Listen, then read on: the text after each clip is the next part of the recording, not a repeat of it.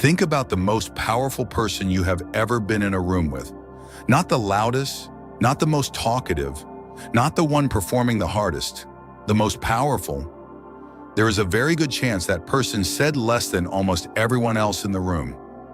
This is not a coincidence, and it is not a personality type.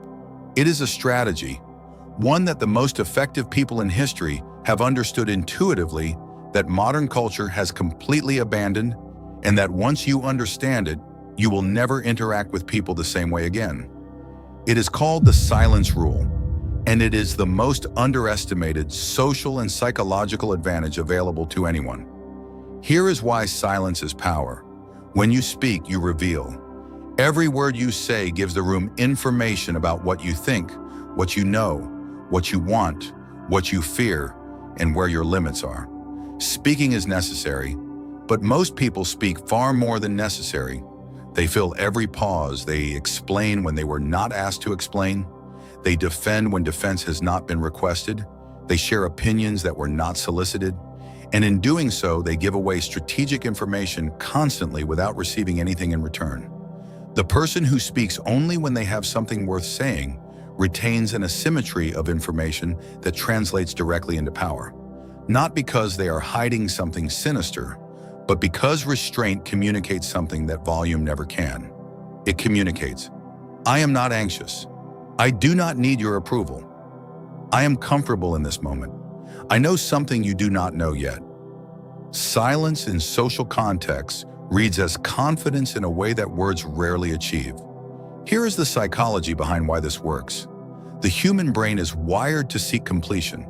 When a conversation has gaps, when someone is not filling the air with sound, the brains of the people around them rush to fill that gap. They start projecting, they start wondering, they lean in, they become curious.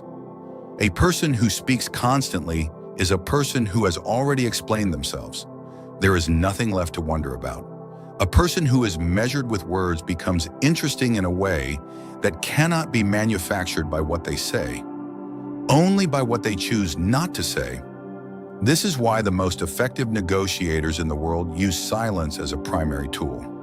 After making an offer or asking a question, they stop speaking and they wait. Most people find this unbearable.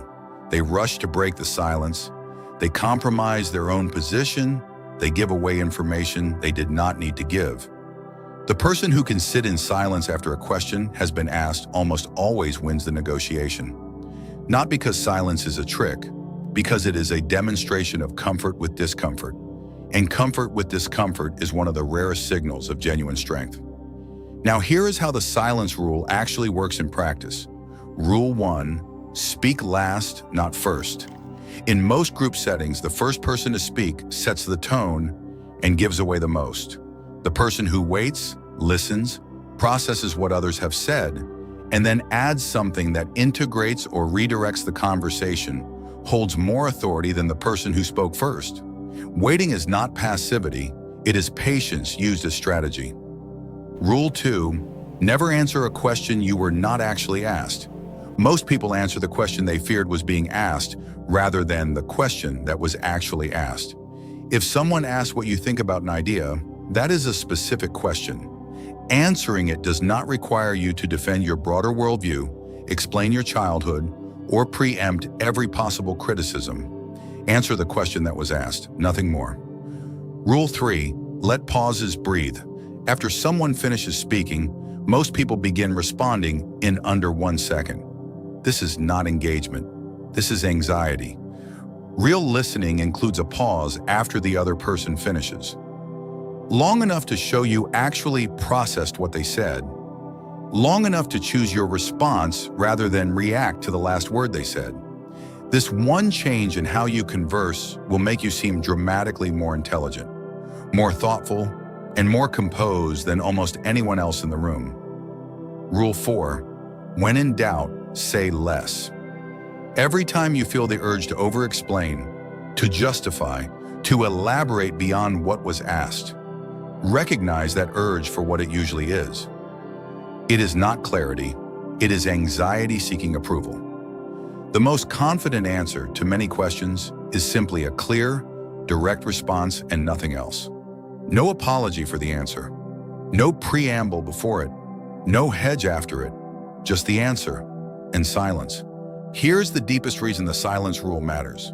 It is not just a social strategy. It is a reflection of your relationship with yourself. People who need to fill silence are often people who are uncomfortable with their own thoughts. People who over-explain are often people who are not sure they have the right to hold their own position. People who perform loudly are often people who are not confident enough in who they are to let their presence speak without words.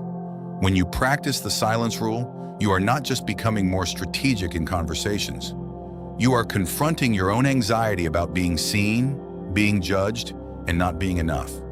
And every time you sit in a pause without flinching, every time you answer only what was asked, every time you let the room wonder instead of rushing to explain yourself, you are building a kind of self-assurance that cannot be faked. It can only be earned through practice, through discomfort, through the repeated decision to trust that who you are is enough, even in silence, especially in silence. Start with one conversation today. Speak a little less than you normally would. Let one pause breathe a little longer than feels comfortable. Answer only what was asked. Then notice what changes. I am rooting for you, even from afar.